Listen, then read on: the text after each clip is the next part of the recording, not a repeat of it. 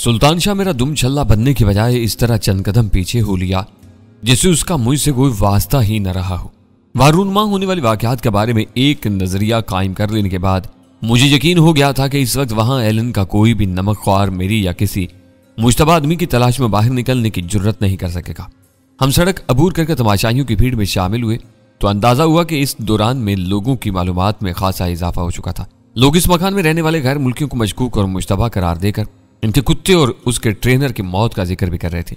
ये बात हर जुबान पर थी कि इन दिनों पुलिस और इंतजामिया ने ऐसे तमाम गैर मुल्कियों को जो पुरस्रार मुश्तबा सरगर्मियों में मुलविस थे शहर में खुली छूट दी हुई थी और अमन अमान के हालात जो पहले ही हौसला अफजा नहीं थे इस नाकाबिले फहम ढील के नतीजे में मजीद बिगड़ रहे थे। ताज़ा तरीन वारदात के हवाले से जो कुछ सामने आया वो मेरे कायम किए हुए नजरियात की तायद कर रहा था। पुलिस वालों ने इस मकान में से 3 सफेद फामों की लाशें उठाई थी। 4 गोलियों के जख्म खाकर बुरी तरह जख्मी हुए थे। हलाक और जख्मी होने वालों में कोई भी मकामी शामिल नहीं था। एलन के पड़ोसियों का बयान था कि इस मकान में सफेद फामों के साथ ही मकामियों की भारी नफरी की नकलो हरकतें देखी जाती रही थी, लेकिन पुलिस की आमद के बाद वहां हैरान कुन तौर पर मैदान खाली था। किसी मकामी का साया तक नहीं मिल सका था, जबकि हलाक और जख्मी होने वालों के सिवा वहां सिर्फ 3 गैर मुल्की पाए गए थे जो इस मकान के कानूनी किराएदार होने के दावेदार थे। पुलिस के निचले हमले के जरिए इनकी जो कहानियां तमाशाइयों तक पहुंची थी उनके मुताबिक किराएदारों ने अपने एक कुत्ते और मुलाजिम के कत्ल के बाद मकामी मुहावसों की खिदमत हासिल की हुई थी। फिर क्रिसमस की तकरीब के सिलसिले में इनके यहाँ बहुत से दोस्त और मेहमान आए हुए थे। किसी वजह से इन मेहमानों और मकामी मुहावसों के दरमियान तलख कलामी का सिलसिला शुरू हो गया। मुहावसों ने मुश्तिल होकर अंधाधुन फायरिंग शुरू कर दी, जिसके नतीजे में इनके बहुत से मेहमान लहूलुहान हो गए और दीगर सफेद फामों ने अपनी मुदाफत के लिए जवाबी फायरिंग शुरू कर दी। इस खून खराबे के दौरान में दोनों मुतसादम फरीकों ने भारी जानी नुकसान का अंदाजा लगा लिया था। वो रुकावटों की ओट से एक दूसरे पर गोलियां बरसाने के साथ साथ फरार की राहें भी तलाश कर रहे थे और जिसे भी मौका मिला वो इस मैदान कारजार से भाग निकला। भागने वालों में दोनों तरफ के अफराद शामिल थे। इन सब के इनखला का अमल इतनी तेजी से रुनमा हुआ कि जब पुलिस की नफरी जाए वारदात पर पहुंची तो वहां लाशों और जख्मियों के सिवा कोई मुतहर्रिब फरीक का वजूद नहीं था। वहां रहने वाले तीनों सफेद फामों ने खुद को इस भयानक खूनरेजी से बिल्कुल लाताल्लुक करार दिया था। लुत्फ की बात यह थी कि इस नाजुक मौका पर इन लोगों ने बदरू दादा का नाम सिकाए राज में रखने की कोई कोशिश नहीं की थी। जब मुहावजों के पते और ठिकाने के बारे में बात पुरस की गई तो वहां रहने वालों ने किसी तामुल के बगैर बदरू दादा का नाम ले डाला। इनका कहना था कि इन्होंने हिफाजती इंतजामात के सिलसिले में बदरू दादा से राब्ता किया था। मुआवजा तय हो जाने के बाद उसी ने दूसरे मुसल्ला मकामियों का बंदोबस्त किया था। वो लोग इनके बारे में कुछ नहीं जानते थे। इस वक्त तक बदरू दादा के कत्ल की कहानी इस इलाके में नहीं फैली थी, मगर मुझे पूरा यकीन था कि एलन के मकान पर पहुंचने वाली पुलिस पार्टी को अपने इलाके में रुनमा होने वाले कत्ल की इस वारदात के बारे में इल्म हो रहा होगा। उन्होंने ये जानने की कोशिश भी नहीं की होगी कि इन सफेद फामों को बदरू दादा के बारे में कैसे मालूम हुआ और इन्होंने इससे कहाँ राब्ता किया, लेकिन इन सवालात के जवाबात हमारे इल्म में नहीं आ सके। इन तफसीलात से एक बात बिल्कुल वाज़ेह हो गई कि बदरू दादा का कत्ल इस मकान में नहीं हुआ था। अव्वल खान के गुर्गे ने बदरू दादा को कुर्बो जवार के किसी इलाके में घेर कर ठिकाने लगाया था और वह तसादुम यकीनी तौर पर इसी वजह से हुआ था कि बदरू दादा जैसा बेखौफ गरोबंद नहायत दीदा दलेरी के साथ मौत के घाट उतार दिया गया था। इसके आदमियों ने मायूसी और इश्तियाल के आलम में एलन के साथियों पर हमला कर दिया। हलाक और जख्मी होने वालों की कौमियत से ये बात जाहिर हो रही थी कि तसादुम में पहल मकामियों ने की थी और वह सब बदरू दादा के साथी थे। मेरे लिए इन तफसीलात में सिर्फ एक बात बहुत अहम थी। वारदात के बाद सारे मुसल्ला और लड़ाका अफराद इस मकान से निकल भागे थे, लेकिन 3 अफराद बदस्तूर वहां मुकीम थे। मंतकी तौर पर अंदाजा लगाया जा सकता था कि इनमें एलन और पीटर जरूर शामिल रहेंगे। तीसरा आदमी उनका कोई भी करीबी नमकख्वार हो सकता था जो बसात उलटने के बावजूद उनका साथ दे रहा था। थोड़ी देर बाद पुलिस की गाड़ियां एक एक करके वापस लौट गईं। तमाशाइयों की भीड़ भी छटने लगी। हैरान कुन बात यह थी कि किसी ने भी मजीद मालूमात हासिल करने के लिए मुतनाज़ा मकान का रुख करने की कोशिश नहीं की थी। भीड़ कम हो जाने के बावजूद वहां जगह जगह लोग टोलियों की सूरत में जमा होकर अपने अपने अंदाज में क्या सराहियां कर रहे थे। मैं सुल्तान शाह को आंख से इशारा करता हुआ सर्विस रोड पर नर्सरी की तरफ हो लिया। सुल्तान शाह चंद कदमों के फासले से मेरे पीछे हो लिया। मैंने कूड़ेदान के करीब से गुजरते हुए कननकियों से देखा कि चावल और चीनी वगैरह की थैलियों से भरा हुआ वजनी थैला कूड़ेदान के पिछले हिस्से में इसी तरह रखा हुआ था जिस तरह सुल्तान शाह ने उसे छोड़ा था। इस पर बाद में कूड़ा करकट नहीं डाला गया था। यहाँ तो सारा मामला ही टाई टाई फिश हो गया। कुछ दूर निकलने के बाद सुल्तान शाह ने मेरे साथ कदम मिलाते हुए मुतफक्किराना लहजे में कहा, कुछ भी नहीं हुआ। मैंने बेपरवाही से कहा, अहम बात यह है कि एलन और पीटर किसी तीसरे शख्स के साथ अभी तक इस मकान में मौजूद थे। हम ज्यादा आसानी से इन पर हाथ डाल सकेंगे। इस ख्याल में ना रहना। उसका लहजा इस्तज़ाहिया हो गया। बदरू दादा की मौत और फिर बाद में होने वाली खून रेजी के बाद वह बहुत ज्यादा मोहतात हो चुके होंगे। जख्मी भेड़ियों का शिकार सबसे मुश्किल होता है। वह आसानी के साथ तुम्हारी किसी चाल में नहीं आएंगे। देख लिया जाएगा। मैंने उसी लहजे में जवाब दिया। असल अहमियत इस बात की है कि हमारा शिकार हमारे सामने है। मुझे तो डर था कि कहीं वो सब ही ना भाग निकले हों। अब नताइज का इन्हिसार हमारी कारकर्दगी पर होगा। अगर हम अपने मंसूबे के मुताबिक इन्हें घेरने में कामयाब नहीं हो सके तो यह हमारी नाअहली होगी। कुदरत ने हमें पांसा पलटने का एक सुनहरा मौका फराहम कर दिया है। मेरा ख्याल है कि इस वक्त तुम जरूरत से ज्यादा खुशफहमी का शिकार हो रहे हो। नताइज सामने आने तक हर जानदार हरीफ अपनी कामयाबी की उम्मीद करता रहता है। इसे तुम कोई बेजाफ खुशफहमी करार नहीं दे सकते। मैंने उसे घूरते हुए बदमज़गी से कहा, तुम गलत समझ रहे हो। मैं नताइज वगैरह को दूर की बात समझता हूँ। इस वक्त असल बात सिर्फ इतनी सी है कि तुमने मकान में मौजूद 3 सफेद फामों से 2 को एलन और पीटर फर्ज कर लिया। यह भी तो हो सकता है कि मामलात बिगड़ते ही वो दोनों भी अपनी कमीनगाह से फरार हो गए हों और वहां 3 नए चेहरे पुलिस वालों का सामना करने के लिए मौजूद हूं। तुम हमेशा मनफी खतूत पर सोचती हो, मैंने दांत पीसते हुए कहा। और कभी कभी तुम्हारी काली जुबान अपना असर दिखा भी जाती है। तुमने लोगों से सुना नहीं कि मकान में मौजूद 3 गैर मुल्की मकान के कानूनी किराएदार होने के दावेदार हैं। इससे क्या फर्क पड़ता है? उसके होठों पर खून रंग सी मुस्कुराहट फैल गई। मैं किसी भी खाली मकान में घुसकर उसकी मलकियत का दावा कर सकता हूँ। वो तीनों कुछ भी कह सकते हैं। पुलिस वालों ने किराएदारी का मुआयदा और इन तीनों की शनाख्ती दस्तावेजात कहाँ देखी होंगी? ये एक नया शगुफा है। मैंने चटक कर कहा, तुम पुलिस वालों पर इल्जाम तराशी कर रहे हो कि इन्होंने अपने फराइज पूरी जिम्मेदारी से अंजाम नहीं दिए। यह इल्जाम तराशी नहीं, हक कोई है। वो एक बेसाख्ता कह के साथ बोला, पुलिस वाले बराह रास्त आसमान से नाजिल नहीं होते, वो भी हम जैसे मकामी अफराद ही हैं। मेरी बात पर तुम्हें यकीन नहीं, लेकिन तुम्हें अंदाजा होना चाहिए। मैंने चंद सानियों तक उसे कोई जवाब नहीं दिया, फिर खुश्क अंदाज में कहा, दोनों इम्कानात 50-50 हैं। एलन वगैरह भी हो सकते हैं और गायब भी हो सकते हैं, मगर मैं इनसे टकराने का खतरा मोल लूंगा। तुम वापसी पर कूड़ेदान से थैला उठा लेना, इसका बगैर इन्हें दहशत ज़दा नहीं किया जा सकेगा। थैला नहीं, तुम हुक्म दो तो मैं पूरा कूड़ादान भी अपने सर पर रख सकता हूँ, लेकिन मामलात बहुत गुंजलक हैं। मेरा ख्याल है कि इस वक्त तुम्हें एलन या पीटर से ज्यादा वीरा की फिक्र है। इस पूरे मामले में अभी तक इस नेक बीबी की मौजूदगी का कोई सुराग नहीं मिल सका। फर्ज करो कि एलन और पीटर भी मिल जाते हैं, लेकिन इस घर में वीरा मौजूद ना हुई तो क्या होगा? वो एक जानदार पहलू था। लम्हा भर के लिए मैं भी गड़बड़ा गया, मगर जरा ही देर में संभल कर बोला, इन दोनों बल्कि तीनों को इत्मीनान से ज़िबा कर देंगे। वीरा इसी इलाके में गायब हुई है। इनकी भारी नफरी के बारे में ताज़ा तरीन इत्तला से इन मालूमात की तस्दीक हो गई है जो तुमने फराहम की थी। अगर वीरा इस 4 दीवारी में महबूस नहीं है तो इन तीनों गोरों को मेरे हाथों मरना होगा। इन्हें जहन्नुम वासिल करने के बाद मैंने नए सिरे से वीरा की बाजियाबी के इम्कानात पर गौर करना शुरू कर दिया है। वीरा आफत की परकाला है, वो मानी खेज लहजे में बोला। हो सकता है कि फायरिंग और हड़बोंग से फायदा उठाकर वहां से निकल भागी हो। ऐसी सूरत में तुम्हारा रद्दमल क्या होगा? तुम बिला वजह मुझे उलझाने की कोशिश कर रहे हो। मैंने तुरश लहजे में कहा, वीरा किसी नागहानी मुसीबत में फंस गई है, इसलिए उसे बचाना मेरा अव्वलीन फरीजा है। मैं हर कीमत पर उसे आज़ादी दिलाने की कोशिश करूंगा। इसके बाद मेरे सामने सिर्फ एक ही काम बाकी रह जाता है, एलन और उसकी गुमाश्तों की सरकोबी। इन कामों में तकदीम व ताखीर तो हो सकती है, मगर इनसे गुरेज नामुमकिन है। अब तक तुम्हें भी अंदाजा हो चुका होगा कि एलन के मैदान में आते ही हालात ने किस तरह पलटा खाया है। चिगसराय में जब मैंने धान पान से उस ऐनक ज़दा बंदर को निकर और टी शर्ट में मलबूस देखा था तो मैं सोच भी नहीं सका था कि वो आगे चलकर इस कदर खतरनाक मंसूबा साज साबित होगा। अब तक इसके बारे में मेरा हर अंदाजा गलत साबित हुआ है। इस आरामजादे का सर कुचले बगैर हम अपने दूसरे दुश्मनों पर बर्तरी हासिल नहीं कर सकेंगे। हम दोनों सर्विस रोड पर टहलते हुए राजी रोड के चौराहे से आगे गुजरकर नर्सरी की तरफ रवाना थे कि मैं एकदम ही रुक कर वापसी के लिए पलट पड़ा। मैंने सुल्तान शाह की आंखों में देखते हुए कहा, यह अच्छा है कि अब वहां सिर्फ 3 नफूस रह गए हैं।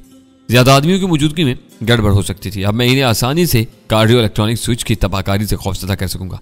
बाजू का तुम बहुत भयानक खतरात मोल ले बैठती हो, वो झुरझुरी लेकर बोला। अगर वो तुम्हारी धमकियों में नहीं आए और इस स्विच को आजमाने की नौबत आ गई तो तुम क्या करोगे? फिर तो खुला मुकाबला होगा। कार्डियो इलेक्ट्रॉनिक स्विच ना सही, पस्तौर और रिवाल्वर काम आएंगे। इतना कहकर मैंने एक लहजे के लिए तवक्कुफ किया, फिर अपने बात जारी रखते हुए कहा, मगर मुझे पूरा यकीन है कि मेरा ब्लफ काम कर जाएगा। एलन इस मरतबा जिन लोगों के लिए काम कर रहे हैं वो जदीद तरीन तबाकुन ईजादात पर गहरी नजर रखते हैं, और कार्डियो इलेक्ट्रॉनिक स्विच तो इनके घर की ईजाद है। इसकी तबाहकारी से वाकफियत रखने वाला शख्स किसी भी कीमत पर इस मौलिक स्विच के इस्तेमाल की नौबत नहीं आने देगा। यह वाकई बहुत तबाहकुन ईजाद है। वो तफक्कुर आमेज लहजा बोला। जिंदगी के आखिरी लम्हात में अमेरिका के किसी भी सदर की अनापरस्ती या हरदर्मी के नतीजे में पूरी दुनिया होलनाक तबाही की इज्जत में आ सकती है। जरा तसव्वुर तो करो कि बिस्तरे मर्ग पर पड़ा हुआ अमेरिकी सदर अपनी जिंदगी के आखिरी लम्हात में कार्डियो इलेक्ट्रॉनिक स्विच अपने सीने पर बांध ले और इस स्विच का राब्ता पेंटागोन के भयानक जमीनी और खलाई दिफाई निजाम को हरकत में लाने वाले सुपर कंप्यूटर से हो तो अमेरिकी सदर के दिल की धड़कनें 40 फी मिनट से नीचे गिरते ही इस कुर्राए अर्ज पर कैसी तबाही नाज़िल हो सकती है। चंद अशरों की बात है कि रूस के एक जज्बाती सदर ने सलामती कौंसिल में अपने मुंह से कफ उड़ाते हुए अपना जूता हाथ में उठा लिया था। अमेरिका में भी कोई मखलूबुल गज़ब हुक्मरान आ सकता है। ऐसे नीम पागल हुक्मरानों के लिए कार्डियो इलेक्ट्रॉनिक स्विच जैसे आलात खिलौना बन जाएंगे। उसके अंदेशे अपनी जगह बिल्कुल बजा थे, लेकिन इस बेचारे को यह मालूम नहीं था कि मुआशरती आगाही और तालीम के मिसाली रवाज के बायस अमेरिका के आम शहरी भी अपने निज़ाम हुकूमत की अच्छाइयों और बुराइयों से आगाह थे। वो जानते थे कि इनकी इंतखाबी तरीकाकार के नतीजे में मुदब्बिरीन के साथ हॉलीवुड के साबका मस्खरे और अदाकार भी इनके हुक्मरान बनने में कामयाब हो गए थे। जहां तक मुमकिन था इन्होंने अपने सदर को बेहद हिसाब और दस्तूरी आज़ादियां दी हुई थी, लेकिन कौमी सलामती के मामलात में इन्होंने कहीं भी कोई समझौता नहीं किया था। कलीदी फैसले कौमी सलामती के आईनी इदारे या सुप्रीम काउंसिल में होते थे। कार्डियो इलेक्ट्रॉनिक स्विच का मामला भी कुछ ऐसा ही था। बज़ाहिर साइंसदानों ने वो आसेवी स्विच पेंटागोन, नासा, CIA और FBI जैसे अहम मरकजी इदारों के लिए ईजाद किया था, लेकिन इस पर तसर्रुफ का इख्तियार अमेरिका की नेशनल डिफेंस काउंसिल को सौंपा गया था। अमेरिका में इस काउंसिल की मंजूरी और इजाजत के बगैर कोई फर्ज या इदारा इस स्विच को इस्तेमाल नहीं कर सकता था। इस पाबंदी से अमेरिका का सदर भी मुस्तस्ना नहीं था, लेकिन कमाल की बात यह थी कि तिजारती और दिफाई मुआहदों के तहत इस हलाकत के स्विच की बरामद की खुली छूट थी। यह सिर्फ कार्डियो इलेक्ट्रॉनिक स्विच का मामला नहीं था। रोजमर्रा जिंदगी के बेशुमार शोबों में तरक्की याफ्ता ममालिक ऐसे ही नादिर रोजगार शोबे दिखा रहे थे। अदवायात जो उनके मुल्क में मोहलिक और ममनू करार दी जा चुकी थी, दूसरे मुल्कों को बरामद की जा रही थी। दूध, मक्खन और खुराक के ज़खायर जो उनके मुल्कों में मियाद से ज्यादा पुराने हो चुके थे, तिजारत और इमदाद के नाम पर धड़ल्ले से दुनिया के जरूरतमंद ममालिक में भेजे जा रहे थे। किसी में हिम्मत नहीं थी कि इनफरादी या कौमी सतह पर इन तिजारती राहजनों से बात पुरस कर सके कि तुम्हारे लिए जो जहर है वो हमारे लिए अमृत कैसे हो सकता है। जो हो रहा था वो बस होता चला आ रहा था। अगर तुम्हारी धमकी सुनते भाग निकले तो तुम क्या करोगे? सुल्तान शाह ने चलते चलते अचानक रुक कर कहा। वहां हर मकान की पुष्ट पर भी एक तंग गली मौजूद है। ये बात पहले ही मेरे ज़हन में आ गई थी। मैं फाटक पर जाऊंगा, तुम पिछली गली में मौजूद रहोगे ताकि वो इधर से फरार ना हो सके। ये बात भी ज़हन में रखो कि वीरा अगर अभी तक इसी मकान में मौजूद है तो वो लोग फरार होने की बजाय मुकाबला करेंगे। भागने की सूरत में वो वीरा को आसानी से अपने साथ नहीं ले जा सकेंगे और यही हमारी कामयाबी का बुनियादी नुक्ता होगा। हम दोनों दोबारा चल पड़े। सुल्तान शाह अपनी जरा मुकम्मल करने के बाद मेरे प्रोग्राम से पूरी तरह मुत्तफिक हो चुका था और खामोशी से अपने ज़हन में लाहे अमल तय करने में मसरूफ हो चुका था। हमारे दरमियान भरपूर न सही लेकिन अहम तबादला ख्याल हो चुका था। इब्तदा ही से हमने एक दूसरे से अलग रहकर काम करने का फैसला किया हुआ था। इसलिए सुल्तान शाह ने अपनी जेब से भीम गन निकाल कर मेरे हवाले करते हुए कहा, ये तुम रख लो, अब मैं आगे जाकर कूड़ेदान से थैला उठा लेता हूँ। ये मुझे किस लिए दे रहे हो? मैंने चौंक कर सवाल किया। तुम्हारा इन लोगों से बराह रास्त सामना होगा, तुम्हें भीम गन की जरूरत पड़ सकती है, वो बोला। मेरा क्या है, गड़बड़ नजर आई तो धुआंधार फायरिंग शुरू कर दूंगा। मुझे किसी मसले का सामना नहीं करना, बस बुरा वक्त आ जाए तो मामला आर या पार करना है। इसके लिए भीम गन गैर जरूरी है, बिला वजह खून खराबा ना करना। मैंने भीम गन अपनी जेब में डालते हुए खुश्क लहजा में तंबी की। ये एक संगीन मुकाबला है, कोई हंसी खेल नहीं है। मुझे पूरी सूरत का अंदाजा है, वो बेफिक्री से बोला। मैं अपनी तरफ से पूरी एहतियात से काम लूंगा, लेकिन मामलात काबू से बाहर होते हुए नजर आए तो फिर अल्लाह इस सब का वारिस होगा। मुझे ये बताने की जरूरत नहीं है कि इस मार धाड़ में सिर्फ सफेद फाम या हमारा निशाना होगा। मकामियों के बारे में हमें दरगुजर से काम लेना होगा। मैंने उसे याद दिलाना चाहा। यह पुरानी बात है, वो सरसर लिहाजा बोला, अपनों पर गोली चलाते हुए ट्रैगर पर उंगली खुद ब खुद रुकने लगती है। वैसे भी अब इस मकान में कोई मकामी नहीं रहा है। यहाँ मकानात काफी बड़े हैं, एक दूसरे से अलग रहकर हमें अंदाजा नहीं हो सकेगा कि कौन क्या कर रहा है। एलन के मकान का कोई दरवाजा पिछली गली में भी खुलता होगा। हाँ, एक दरवाजा इस तरफ भी है। उसने अपने सर को जुम्बश देकर कहा, हम मकान पर दस्तक देने से पहले एक साथ इस गली का जायजा लेंगे, फिर तुम पिछले रास्ते से घर में दाखिल होने की कोशिश करोगे ताकि हम दोनों अंदर यकजा हो सके। बातों की हद तक वो प्रोग्राम बहुत सहल और काबिल अमल मालूम हो रहा था, मगर मुझे इसमें हायल दुश्वारियों का पूरी तरह अंदाजा था। हम दोनों इन लोगों के बुलाए हुए मेहमान नहीं थे कि वो हमारी आमद की इतला पाते ही दीदा और दिल फर्शे रा कर देते। इनकी पूरी कोशिश ये होती कि मौका पाते ही हमें ठिकाने लगा दें, और इसी के सद्देबाब के लिए मैंने कार्डियो इलेक्ट्रॉनिक स्विच का नाटक रचाया था। इन लोगों के मुजामती रवैये के साथ ये इम्कान भी था कि एक बड़ी वारदात के बाद इन लोगों की हिफाजत के लिए अफसरान ने एक दो सिपाही वहां छोड़ दिए होंगे, लेकिन ये ख्याली खतरात थे। असल सूरत हाल का अंदाजा उनके दरवाजे को खड़काने के बाद ही हो सकता था। सुल्तान शाह ने मौका महल देखकर बहुत सफाई से कूड़ेदान में रखा हुआ थैला उठा लिया। इस वक्त तक हमें यह मालूम हो चुका था कि मकतूल ट्रेनर के गैर मुल्की मालकान इस गली के छठे मकान में रहते हैं। इसकी जार में 5 मकानों के बाद सड़क आ जाती थी। सड़क के बाद नुक्कड़ वाला मकान हमारा निशाना था। इसके हाथे की दीवारें बुलंद थी कि बाहर से इमारत का कोई हिस्सा नजर नहीं आ रहा था। दीवार के साथ मुतअद्दिद दरख्त लगे हुए थे, मगर इनकी उम्र ज्यादा नहीं थी। इस मकान का दरवाजा अगली गली के बजाय बगली सड़क पर वाक़ था। पीछे वाली निस्बतन तंग गली वीरान पड़ी हुई थी। इस तरह दीवार के साथ साथ 2 तनावर दरख्त भी मौजूद थे। इनके दरमियान एक छोटा आहिनी गेट नस्ब था जो बुरी तरह जंग का आलूदा था। इस गेट के आगे मौजूद कूड़े और खुश्क पत्तों के अंबार से मालूम हो रहा था कि इस गेट को मुद्दत से इस्तेमाल नहीं किया गया। मैंने फौरन ही अपनी हिकमत अमली तब्दील करने का फैसला कर लिया। इस मकान के मेन गेट पर रुककर लोगों की नजरों में आने से बेहतर था क्या मतरूक अकबी रास्ते से खामोशी से अंदर दाखिल हो जाते और फिर हालात के मुताबिक फैसले करते चले जाते। सुल्तान शाह का ख्याल था कि मैं पिछले गेट पर चढ़कर अंदर कूदने का इरादा रखता हूँ, इसलिए वो कुछ फिक्रमंद सा नजर आ रहा था। उसने मुझे बीमगन निकालते देखा तो पूरी बात उसकी समझ में आ गई। आईनी गेट की साख से अंदाजा लगाना दुश्वार नहीं था कि उसका बुलेट कहाँ लगा हुआ होगा। मैंने बीमगन का ट्रैगर दबाकर नीलकूच शुआओं को उसी मकाम पर मुख्तसर से अमूदी हरकत दी और लोहे की खासी मिकदार पिघल कर नीचे टपक गई। दिन दहाड़े किसी घर में इस तरह घुसना आसान काम नहीं था। फिर वो मकान ताज़ा तरीन वारदात के बायस लोगों की नजर में भी आया हुआ था। मैंने सोच लिया था कि अगर कोई इत्तेफाकन इधर आ ही निकला तो मैं उसे पूरे एतमाद से यही तासर दूंगा कि हम दोनों भी इसी मकान के मकीन थे। लेकिन गनीमत था कि इस वक्त तक हम किसी की नजरों में नहीं आए थे। वो फाटक न जाने कब से बंद पड़ा हुआ था कि उसके कब्जे जंग खाकर खासे जाम हो गए थे। मैंने भीमगन जेब में डालकर जोर लगाया और एक दबी दबी चिचराहट के साथ आईनी फाटक अंदर की तरफ खुलता चला गया। हम दोनों बहुत तेजी के साथ अंदर दाखिल हो गए। होशियार रहना, कहीं से कोई खूनखार कुत्ता भी बरामद हो सकता है।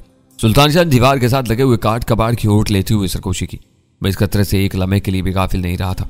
मेरा अंदाजा था कि एलन मेरी बू पर सदाए हुए तमाम कुत्तों से हाथ धो बैठा था, लेकिन घर की रखवाली के लिए वहां 2-4 खतरनाक कुत्तों की मौजूदगी खारिज इम्कान नहीं थी। नीम वहशी जानवरों को पालना और सधाना वैसे भी एलन का शौक था। मैंने अंदर पहुंचने के बाद आईनी फाटक को दोबारा बंद कर दिया। इस बार उसके कब्जों से बहुत हल्की आवाज पैदा हुई थी। हम दोनों खामोशी और सनसनी के आलम में कई सानियों तक वहीं तुप के बैठे रहे, लेकिन कहीं से भी कोई रद्द-ए-अमल सामने नहीं आया।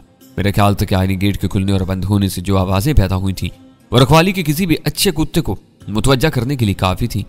किसी कुत्ते की मुदाखलत न होने के कई असबाब हो सकते थे। दिन का वक्त होने की वजह से कुत्ते बंद हों, शदीद फायरिंग से दहशत ज़दा होकर घर से भाग निकले हों, या आइलैंड ने चौकीदारी के लिए उनकी जरूरत ही महसूस न की हो।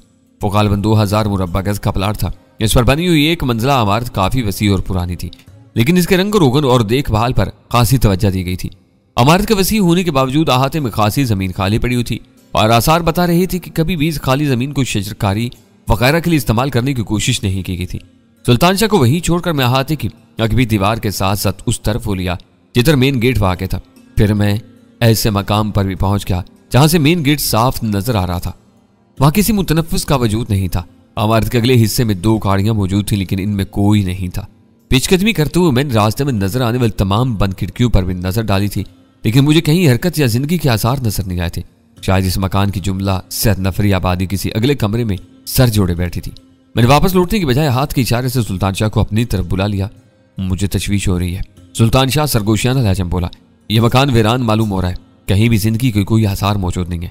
लेकिन ये 2 गाड़ियां बता रही है कि मकान खाली नहीं है। मैंने कहा, बड़े मामलात में कोई इन छोटी मोटी चीजों की परवाह नहीं करता। जहांगीर अपना भरा घर छोड़कर निकल खड़ा हुआ था। हो सकता है कि पुलिस वालों को रुखसत करने के बाद एलन वगैरह भी गाड़ियां छोड़कर खामोशी से निकल भागे हों। इन्हें सर छुपाने के लिए शहर में बतेरे ठिकाने मिल सकते हैं। ऐसी सूरत में वो वीरा को अपने साथ नहीं ले जा सकते होंगे। वो उनके लिए बहुत आम है। जब अपनी जान पर बन जाती है तो आदमी किसी चीज की परवाह नहीं करता। हो सकता है कि इन्होंने वीरा को मार ही डाला हो। हमें बेहतरीन तवक्कात के साथ बदतरीन सूरत-ए-हाल का सामना करने के लिए भी ज़हनी तौर पर तैयार रहना चाहिए। कुछ नहीं कहा जा सकता कि अंदर के क्या हालात हैं। वीरा के बारे में सुल्तान शाह का वो बेरहमाना तबसरा मुझे बिल्कुल पसंद नहीं आया। मैंने उसे घूरते हुए कहा, बहुत सी बातें ऐसी होती हैं जिन्हें सोचने के बावजूद जुबान पर नहीं लाया जाता। मुझे यकीन है कि एलन वीरा को हर हालत में जिंदा रखेगा। इन लोगों के मजमूम मकासद के लिए वो बहुत अहम है। बहस नहीं करूंगा, वो फीकी सी मुस्कुराहट के साथ बोला। मैंने एक बार फिर मकान के सामने वाले हिस्से पर निगाह डाली और अहाते की दीवार से चलकर इमारत के बगली कोशे में रुक गया। वहां से भी बाहर सन्नाटा ही नजर आ रहा था। हम दोनों चंद सानियों तक सुनगुन लेते रहे, फिर सामने के रुख पर आ गए। दोनों गाड़ियां कुछ फासले पर बरामदे के सामने खड़ी हुई थी। इन गाड़ियों पर जा बजा गोलियों के निशानात नजर आते थे। बरामदे में बेद की मुतअद्दिद कुर्सियां उल्टी सीधी बिखरी हुई थी। वहां कुछ देर पहले होने वाली हंगामा आराई की तमाम तरह अलामात यूं की तूं मौजूद थी। हमने बरामदे की तरफ चंद ही कदम बढ़ाए थे कि अचानक इमारत के किसी हिस्से से गूंजीली आवाज बरामद हुई। कौन है? वही रुक जाओ वरना गोली मार दूंगा, अंग्रेजी में कहा गया। वही रुक जाओ वरना गोली मार दूंगा। हम दोनों तेजी से दीवार से चिपक गए। फिर मैंने कहा कि सामने आओ, मैं तुमसे बात करना चाहता हूँ। तुम कौन और यहाँ चोरों की तरह क्यों आए हो? इस बार भी अंग्रेजी में सवाल किया गया था। मैंने अंदाजा लगाया कि वो आवाज एलन और पीटर में से किसी की नहीं थी। तुम्हें सामने आने के बाद हर बात का जवाब मिल जाएगा। मैंने कहा, मैं अपने घर में हूँ, तुम छुपते फिर रहे हो। तुम्हारी नीयत साफ है तो एक इज्जतदार मेहमान की तरह मेन गेट से अंदर क्यों नहीं आए? इस बार वो आवाज निस्बतन कम फासले से आई थी। एलन कहाँ है? मैं उसी से बात करने आया हूँ। मैंने उसकी बात का जवाब देने के बजाय अपने मतलब की बात की। वो आसानी से मेरी बात समझ लेगा। बोलते रहो, मैं तुम्हारी आवाज सुन रहा हूँ। इस बार मैंने एलन की आवाज़ पहचान ली। मुझसे मुज़ाकरात करने वाले के बजाय उसने खुद मेरे मुतालबे का जवाब दिया था। तुम्हें खुशफहमी नहीं होनी चाहिए कि मैं खुद ही तुम्हारे जाल में आ फंसा हूँ। मैं तुम्हारी आवाज़ सुनते ही तुम्हें पहचान चुका था। या तुम्हारे लिए कोई जाल नहीं है, तुम इत्मीनान से अंदर दाखिल हो सकती हो। उसकी आवाज़ से मकाराना खुश दिली मुतरश्शि हो रही थी। मेहमान की पेशवाई के लिए मेज़बान सामने ना आए तो बात नहीं बनती। तुम सामने आकर मुझे ले जा सकते हो। यह मेरे लिए एक बड़ी शहादत होगी, लेकिन मुझे तुम्हारी नेक नीयती का सबूत दरकार है। मेरी नेक नीयती का इससे बड़ा सबूत और क्या होगा कि मैंने तुम्हारे मुतअद्दिद हमले बर्दाश्त करने के बावजूद अभी तक कोई जवाबी कार्रवाई नहीं की है और इस वक्त भी गोली चलाए बगैर यहां तक पहुंचा हूं। ये याद रखना कि तुम मुझे बातों में उलझा कर नहीं घेर सकोगे। इस वक्त तुम्हारी इस समारत की सलामती मेरी जिंदगी से जुड़ी हुई है। मुझे मरना पड़ा तो मैं तुम सबको लेकर मरूंगा। मेरा तुमसे कोई झगड़ा नहीं है। पता नहीं तुम किन गलतफहमी में मुब्तला हो। ये तो रोज़े अव्वल ही से तुम्हारे साथ मिलकर काम करने की मनसूबाबंदी करता रहा हूं, लेकिन तुम किसी छलावे की तरह गायब होते हो। वैसे तुम्हारी बातें बहुत दिलचस्प हैं। ये साथ जीने और साथ मरने का क्या किस्सा है? शायद तुमने कार्डियो इलेक्ट्रॉनिक स्विच का जिक्र सुना होगा। मैंने लम्हा भर तवक्कुफ के बाद कहा, तुम इसके बारे में क्या जानते हो? एलन ने बेसाख्ता सवाल किया। ये तो अमेरिका के खुफिया इदारों के लिए बनाई जाने वाली एक डिवाइस है। मुझे खुशी हुई कि इसके लिए वो मौजू अजनबी नहीं था। मैंने कहा, जानने से ज्यादा मैं ऐसे एक स्विच पर काबिज हूं और वो इस वक्त मेरे सीने पर बंधा हुआ है। मैं मानता हूं कि वो बहुत कारआमद चीज है, मगर इतनी कीमती भी नहीं कि तुम जैसा आदमी इसे अपने सीने पर बांध कर साथ लिए फिरता रहे। वो अनजान भर कर शायद मुझे आजमाने की कोशिश कर रहा था। मुझे ताऊ आ गया, तुम इतने मासूम और भोले नहीं हो एलन ने। मैंने तलखी से कहा, मेरे पास डायनामाइट और दूसरे बारूदी शोबदों से भरा हुआ एक थैला भी मौजूद है। इस तबाहकुन जखीरे का इग्निशन मेरे कार्डियो इलेक्ट्रॉनिक स्विच से मुंसलिक है। मेरे दिल की धड़कनें बंद होते ही कार्डियो इलेक्ट्रॉनिक स्विच अपना काम दिखाएगा और मेरा बारूदी थैला कम अज कम 1 फरलांग के कुतर में हर शय को जला कर राख कर देगा। यह खासी खूनरेजी हुई है। मुझे यकीन है कि तुम्हारा बारूदी थैला इसी तरह वापस आएगा। यहाँ की दोस्ताना फिजा में इसके इस्तेमाल की नौबत नहीं आएगी। दोस्ताना फिजा, मैंने एक हल्का सा इस्तेज़ाइया कहकर लगाया और कहा, तुमसे दोस्ती के बाद मुझे शहर में किसी से दुश्मनी की जरूरत नहीं रही है।